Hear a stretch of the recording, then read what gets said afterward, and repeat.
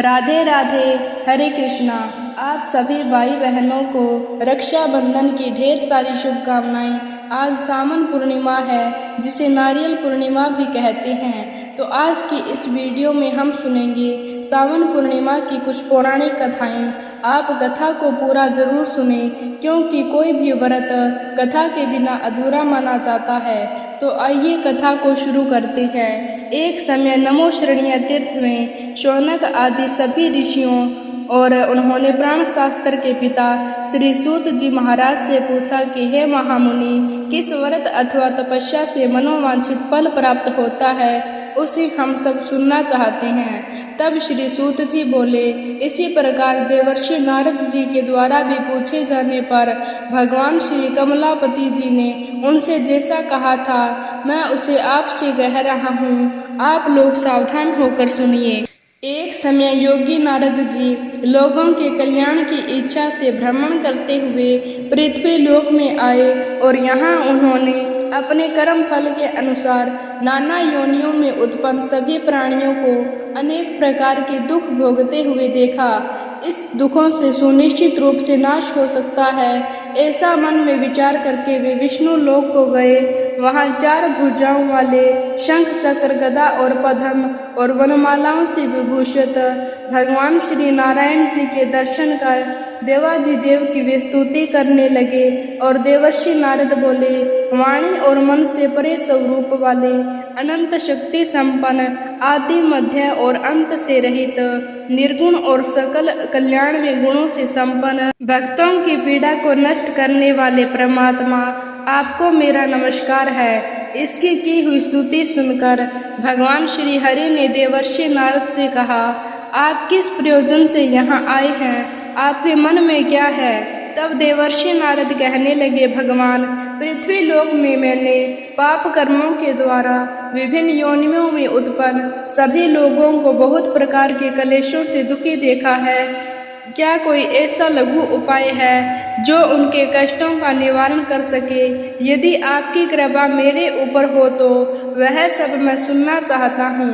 आप कृपा पूर्वक यह सब मुझे बताएं। तब श्री भगवान ने कहा, आपने बहुत ही अच्छी बात पूछी है। जिस व्रत के करने से प्राणी मोह से छूट जाता है, उसे मैं आपको बताता हूँ। सुनिए। पृथ्वी लोक में दुर्लभ भगवान सत्यनारायण का एक महान व्रत है। आपके इस स्नेह के कारण मैं इस समय आपसे कह रहा हूँ। सत्यनारायण भगवान का व्रत मनुष्य को शीघ्र ही सुख प्राप्त कर मोक्ष प्रदान करता है। श्री सूत जी ने कहा, जिन्होंने पहले समय में इस व्रत को किया है, उसका इतिहास बताता हूँ, आप ध्यान पूर्वक सुनो। काशी नगरी में एक अत्यंत निर्धन ब्राह्मण रहता था।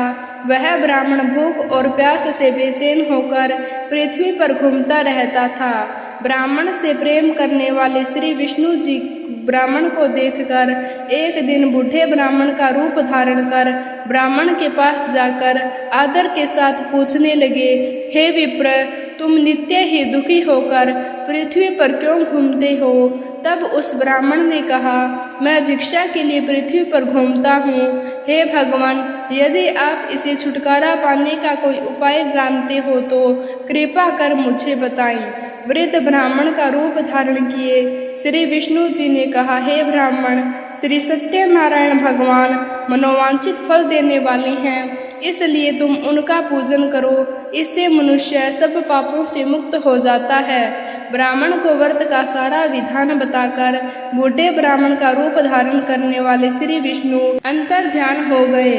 जिस व्रत को प्रथम ब्राह्मण ने बताया है, मैं उसे अवश्य करूँगा, ऐसा निश्चय कर वह ब्राह्मण घर चला गया। अगले दिन वह जल्दी उठा और श्री सत्यनारायण जी का व्रत करने का निश्चय कर भिक्षा मांगने के लिए चल दिया। और उसे उस दिन भिक्षा में बहुत सारा धन मिला, जिससे उसने पूजा का सामान खरीदा और घर आकर अपने बंधु बांधवों के साथ श्री सत्यनारायण जी का व्रत किया। ऐसा करने से वह ब्राह्मण सब दुखों से छूटकर अनेक प्रकार की सुख समृद्धियों से युक्त हुआ। तभी से वह ब्राह्मण हर मास यह व्रत करने लगा। इसी प्रकार श्री सत्यनारायण जी के व्रत को जो शास्त्र विधि के अनुसार करेगा उसे सब पापों से मुक्त होकर मोक्ष प्राप्त हो जाएगा। आगे जो भी मनुष्य पृथ्वी पर श्री सत्यनारायण जी का व्रत करेगा वह सब दुखों से छूट जाएगा। तब ऋषियों ने कहा, हे मुनीश्वर, संसार में इस व्रत को जिसने सुनकर किया है उसे हम सुनना चाहते हैं। तब श्री सूत जी महाराज कहने लगे, हे मुनियों, जिस प्राणी ने इस व्रत को किया है उन सभी की कथा मैं तुम्हें सुनाता हूँ। एक समय एक धन और ऐश्वर्य के साथ बंधु बांधवों के साथ श्री सत्यनारायण भगवान का पूजन कर रहा था। उसी समय एक लकड़हारा वहां आया। उसने लकड़ियां बाहर रख दी और घर के अंदर चला गया। प्यास से व्याकुल लकड़हारे ने ब्राह्मण को व्रत करते हुए देखा तो वह अपनी प्यास को भूल गया। उसने ब्राह्मण को नमस्कार किया और पूछा, हे ब्राह्मण देवता, आप यह किस प्रकार का पूजन कर रहे हैं? इस व्रत और पूजन से क्या फल मिलता है? कृपया कर मुझे बताएं। तब ब्राह्मण ने कहा, सभी मनोकामनाओं को पूर्ण करने वाले यह श्री सत्यनारायण जी का व्रत है। इनकी ही कृपा से मेरे यहाँ धन धान्य आदि की वृद्धि हुई है। विप्र से इस व्रत के बारे में जानकर वह लकड़हारा बहुत प्रसन्न हुआ। भगवान का चरणामृत और प्रसाद लेकर वह अपने घर को चला गया। अगले दिन लकड़हारे ने अपने मन में निश्चय किया कि आज गांव में लकड़ी बेचने के जो भी धन मिलेगा मैं उसी से भगवान सत्यनारायण का उत्तम व्रत करूंगा। ऐसा मन में विचार कर वह लकड़हारा लकड़ियां लेकर अपने सिर पर रखकर जिस नगर में धनवान लोग रहते थे वहां चला गया। उधर लकड़हारे को लकड़ियों के बदले चौगुने दाम मिले। अब वह बूढ़ा लकड़हारा बहुत प्रसन्न होकर केले, शक्कर, शहद, दूध, दही और गेहूं का चूर्ण इत्यादि श्री सत्यनारायण भगवान के व्रत की सभी सामग्री लेकर अपने घर आ गया। फिर उसने अपने बंधु बांधवों को बुलाकर विधि विधान के साथ भगवान की पूजा और व्रत किया। उस व्रत के प्रभाव से वह बूढ़ा लकड़हारा धन, पुत्र आदि से युक्त हुआ और संसार के समस्त सुख भोगकर वैकुंठ को चला गया। फिर सूत जी ने कहा, हे श्रेष्ठ मुनियों, अब एक और कथा कहता हूँ। पूर्व काल में उल्का मुख नाम का एक महान राजा था। वह सत्य वक्ता और जितेंद्रिय, प्रतिदिन मंदिरों में जाता और गरीबों को धन देकर उनके कष्ट दूर किया करता था। उसकी पत्नी सुंदर और सुशील थी। वे दोनों नदी के तट पर श्री सत्यनारायण भगवान जी का व्रत किया करते थे। वहाँ पर एक दिन साधु नामक एक वेश्य राजा को यह व्रत करते देखकर उनसे पूछने लगा कि हे राजन, भक्ति युक्त मन से यह आप क्या कर रहे हैं? मेरी सुनने की इच्छा है। तब महाराज उल्का मुख ने कहा, हे साधु, मैं अपने बंधु बांधवों के साथ संतान प्राप्ति के लिए महाशक्तिमान सत्यनारायण भगवान का व्रत और पूजन कर रहा हूँ। उसने कहा, हे राजन, मुझे भी इस सप्ताह विधि विधान बताइए। मैं भी आपके कहे अनुसार इस व्रत को करूँगा। मुझे कोई संतान नहीं है और मुझे विश्वास है कि इससे निश्चय ही मेरे यहाँ भी संतान होगी। राजा से व्रत का विधान सुनकर व्यापारी वहाँ से खुशी खुशी अपने घर आ गया। व्यापारी ने अपनी पत्नी लीलावती से संतान देने वाले इस उत्तम व्रत का समाचार सुनाया और सिद्ध किया कि जब हमारे यहाँ संतान होगी तब मैं भी इस व्रत को करूँगा। एक और उसकी पत्नी लीलावती सांसारिक कर्म में प्रवृत्त होकर गर्भवती हो गई। उसने एक सुंदर कन्या को जन्म दिया। कन्या का नाम कलावती रखा गया। इसके बाद लीलावती ने अपने पति को याद दिलाया कि आपने जो भगवान का व्रत करने का संकल्प लिया था अब उसे आप पूरा कीजिए। तब वह व्यापारी कहने लगा कि मैं कन्या के विवाह पर इस व्रत को अवश्य करूँगा। इस प्रकार अपनी पत्नी को विश्वास देकर वह व्यापार करने चला गया। काफी दिनों के बाद लौटा तो उसने नगर में सखियों के साथ अपनी पुत्री को खेलते देख कलावती के लिए कोई सुयोग्य वर की तलाश की। नगर के एक सुयोग्य वणिक पुत्र से अपने बंधु बांधवों सहित प्रसन्न मन से अपनी पुत्री का विवाह उसके साथ कर दिया। लेकिन विवाह के समय भी वह श्री सत्यनारायण भगवान का व्रत करना भूल गया। श्री सत्यनारायण भगवान की लीला यह हुई कि वह साधु नामक वेश्या अपने जमाई सहित व्यापार करने के लिए समुद्र के समीप सहारनपुर नगर में गया। दोनों ससुर और जमाई राजा चंद्रकेतु के नगर में व्यापार करने लगे। एक दिन भगवान सत्यनारायण की माया से प्रेरित एक चोर राजा का धन चुराकर भागा जा रहा था। राजा के दूतों को पीछे आते देखकर चोरों ने घबराकर राजा के धन को उनकी नाव में रख दिया और भाग गए। जहाँ सास जमाई थे, राजा के दूतों ने नाव में धन को देखा तो उन दोनों को पकड़कर राजा के पास ले गए। राजा से कहा कि आप आज्ञा दीजिए। राजा ने कहा कि कारागार में डाल दो। इस प्रकार राजा की आज्ञा से उनको कठिन कारावास में डाल दिया गया तथा उनका सारा धन भी ले लिया गया। सत्यनारायण भगवान जी की लीला के अनुसार साधु की पत्नी लीलावती और पुत्री कमलावती भी घर पर बहुत दुखी हुई। उनके घर में रखा हुआ सारा धन चोर चुरा कर ले गए। एक दिन शारीरिक और मानसिक पीड़ा, भूख और प्यास से अति दुखी होकर भोजन की चिंता में कलावती एक ब्राह्मण के घर गई। उसने श्री सत्यनारायण भगवान का व्रत होते देखा। उसने कथा सुनी और प्रसाद ग्रहण कर रात को घर आई। तब माता ने कलावती से पूछा कि हे पुत्री, तुम इतनी देर कहाँ थी और तेरे मन में क्या है? तब कलावती कहने लगी, हे माता, मैंने श्री सत्यनारायण भगवान का व्रत होते देखा है। तब कलावती के वचन सुनकर लीलावती ने सत्यनारायण भगवान के पूजन की तैयारी शुरू कर दी और अपने बंधु बांधवों सहित मिलकर श्री सत्यनारायण जी का भगवान का व्रत और पूजन किया और मनोकामना मांगी कि मेरे पति और जमाता शीघ्र ही घर लौट आए। साथ ही उसने प्रार्थना भी की कि हे प्रभु, हम सबके अपराध क्षमा कीजिए। ओम श्री सत्यनारायण भगवान जी इस व्रत से संतुष्ट हो गए। उन्होंने श्री राजा चंद्रकेतु को स्वप्न में दर्शन देकर कहा, हे राजन, जिन दोनों वेश्यों को तुमने बंदी बना रखा है वे निर्दोष है, उन्हें प्रातःकाल ही छोड़ देना। राजा से ऐसा कहकर भगवान अंतर ध्यान हो गए। प्रातःकाल राजा चंद्रकेतु ने सभा में सभी को अपना स्वप्न सुनाया और सैनिकों को आज्ञा दी कि दोनों को कारागार से मुक्त कर सभा में लाया जाए। दोनों ने आते ही राजा को प्रणाम किया। तब राजा से कहने लगा कि हे महानुभावों, तुम्हें अज्ञानतावश ऐसा दुख प्राप्त हुआ, अब तुम्हें कोई भय नहीं, अब तुम दोनों मुक्त हो। ऐसा कहकर राजा ने उन्हें वस्त्राभूषण दिए और उनका जितना धन लिया था उसे दोगुना कर उन्हें आदर और सम्मान से विदा कर दिया।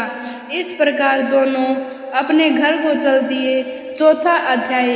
श्री सूत जी ने कहा, वे और उनके जमाई प्रचार प्रसार करके यात्रा आरंभ की और अपने नगर की ओर चल पड़े। थोड़ी दूर आगे बढ़े तो श्री भगवान जी उन्हें मिले और उनसे पूछा कि हे व्यक्ति, तेरी नाव में क्या है? अभिमानी वेश्या हंसता हुआ कहने लगा, यह आप क्यों पूछते हैं? धन लेने की इच्छा है तो मेरी नाव में पत्ते भरे हैं। वेश्या के ऐसे कठोर वचन सुनकर भगवान ने कहा, तुम्हारा वचन सत्य हो। ऐसा कहकर वहां से कुछ दूर जाकर समुंदर के किनारे बैठ गए। तब तत्पश्चात वेश्या ने नित्य क्रिया से निवृत्त होने के बाद जब नाव को ऊंची उठी देखा तो हैरानी हुई और मूर्छित होकर जमीन पर गिर पड़ा। तब जमाई ने कहा कि पिताजी, यह महाराज का ही कार्य है, अतः उनकी शरण में हमें जाना चाहिए, तभी हमारी नाव पहले की जैसी हो सकेगी। जमाई के वचन सुनकर दंडी महाराज के पास पहुँचे और भक्ति भाव से उन्हें प्रणाम करके कहने लगे, हे प्रभु, मैंने जो आपसे असत्य वचन कहे थे उनके लिए मुझे क्षमा कर दीजिए। ऐसा कहकर वह रोने लगा। तब दंडी भगवान बोले, हे वणिक पुत्र, मेरी आज्ञा से ही तुझे बार बार ऐसा भीषण दुख प्राप्त हो रहा है, क्योंकि मेरी पूजा से तू विमुख हुआ है। तब उसने कहा, हे भगवान, आपकी माया से ब्रह्मा आदि देवता भी आपके रूप को नहीं जान पाते, तब मैं अज्ञानी भला कैसे जान सकता हूँ। आप प्रसन्न होइए, मैं अपने सामर्थ्य के अनुसार आपकी पूजा अवश्य करूँगा। कृपया मेरी रक्षा कीजिए और पहले के समान मेरी नौका को धन से भर दीजिए। उसके इस प्रकार भक्ति युक्त वचन सुनकर सत्यनारायण भगवान प्रसन्न हो गए और इसकी इच्छा अनुसार वरदान देकर अंतर्ध्यान हो गए। तब ससुर और जमाई दोनों ने नाव पर आकर देखा तो नाव पहले की तरह धन से भरी हुई थी। फिर भगवान श्री सत्यनारायण जी का पूजन कर अपने जमाई सहित अपने नगर की ओर चल पड़ा। जब वे अपने शहर के निकट आए तब उन्होंने एक दूत को अपने घर भेज दिया। दूत ने व्यापारी के घर जाकर उसकी पत्नी को नमस्कार किया और कहने लगा, आपके पति अपने दामाद सहित इस नगर के समीप आ गए हैं। लीलावती और उसकी कन्या कलावती उस समय भगवान श्री सत्यनारायण का पूजन कर रही थी। दूत का वचन सुनकर साधु की पत्नी ने बड़े हर्ष के साथ सत्यदेव का पूजन पूर्ण किया और अपनी पुत्री से कहा कि तुम पूजन समाप्त कर शीघ्र ही आ जाना। परंतु कलावती पूजन और प्रसाद छोड़कर जल्दी जल्दी अपने पति के दर्शन करने के लिए चली गई, परंतु उसको पति के दर्शन ही नहीं हो पाए, क्योंकि नौका को डूबा हुआ देखकर कन्या रोती हुई वह व्यापारी कहने लगा, हे प्रभु, यह क्या लीला है। मुझसे या मेरे परिवार से जो भूल हुई है उसे क्षमा कीजिए। इस प्रकार उस व्यापारी के वचन सुनकर श्री सत्यनारायण भगवान फिर से प्रसन्न हो गए। तभी आकाशवाणी हुई कि हे व्यापारी, तेरी कन्या प्रसाद छोड़कर आई है, इसका पति इसी कारण अदृश्य हो गया है। अब यदि तेरी कन्या घर जाकर प्रसाद खाकर लौटे तो उसका पति इसे अवश्य ही मिल जाएगा। आकाशवाणी सुनकर कलावती ने घर पहुंचकर पूजन विधिवत समाप्त किया और प्रसाद ग्रहण करके और अपने पति के दर्शन किए। व्यापारी और उसके जमाई ने अपने बंधु बांधवों और परिवार सहित भगवान सत्यनारायण का विधि पूर्वक पूजन किया और इस लोक में सभी सुख भोग कर अंत में स्वर्ग लोक को चला गया। श्री सूत जी ने आगे कहा कि हे ऋषियों, मैं एक और कथा कहता हूँ। प्रजा पालन में लीन तुंगध्वज नाम का एक राजा राज्य करता था। उसने भगवान सत्यनारायण का प्रसाद त्याग कर बहुत बड़ा दुख पाया था। एक समय राजा वन में वन्य पशुओं को मारकर बड़ के वृक्ष के नीचे आया। वहां उसने ग्वालों को बंधु बांधवों सहित श्री सत्यनारायण जी का व्रत पूजन करते देखा, परंतु राजा यह सब देखकर न तो वहां गया और न ही सत्यनारायण भगवान को प्रणाम किया। भगवान जी का प्रसाद उसके सामने रखा तो वह प्रसाद त्याग कर अपने घर चला गया। नगर में पहुंचकर उसने देखा कि उसका सब कुछ नष्ट हो गया है, तो वह समझ गया कि यह सब लीला भगवान सत्यनारायण की है। तब वह वापस उसी स्थान पर आया और ग्वालों के पास गया और विधि पूर्वक पूजन कर प्रसाद ग्रहण किया, तो सत्यनारायण भगवान की कृपा से सब कुछ पहले जैसा ही हो गया। फिर वह सारे सुख भोग कर अंत में स्वर्ग लोक को चला गया। जो मनुष्य इस व्रत को श्री सत्यनारायण भगवान की कृपा से करता है उसे धन धान्य की प्राप्ति होती है। इस व्रत के प्रभाव से मनुष्य कई बंधनों से मुक्त होकर निर्भय हो जाता है। संतानहीनों को संतान प्राप्ति हो जाती है और सभी मनोरथ पूर्ण होकर अंत में वैकुंठ धाम को जाता है। जिन्होंने इस व्रत को पहले किया है अब उनके दूसरे जन्म की कथा भी सुनिए। शतानंद नामक ब्राह्मण सुदामा के रूप में जन्म लेकर भगवान श्री कृष्ण की भक्ति कर मोक्ष प्राप्त करता है। उल्कामुख नाम के राजा दशरथ बने और श्री रंगनाथ जी का पूजन कर वैकुंठ को प्राप्त हो गए। साधु नाम के व्यक्ति ने धर्मात्मा और सत्यवर्ती के राजा मोर ध्वज बनकर अपने पुत्र को आदेशित कर मोक्ष को प्राप्त हुए और महाराज तुंग ध्वज स्वयंभू मनु हुए। उन्होंने बहुत से लोगों को भगवान की भक्ति में लीन कर मोक्ष प्राप्त किया और वह लक्कड़हारा भी अपने अगले जन्म में वह निषाद नामक राजा बना, जिसने भगवान श्री राम के चरणों की सेवा कर मोक्ष प्राप्त किया। तो भक्तों, यह थी श्री सत्यनारायण सावन पूर्णिमा की कहानी। उम्मीद है आपको पसंद आई होगी। अगर आपको वीडियो अच्छी लगी हो तो वीडियो को लाइक, शेयर और चैनल को सब्सक्राइब ज़रूर करें। धन्यवाद। राधे राधे।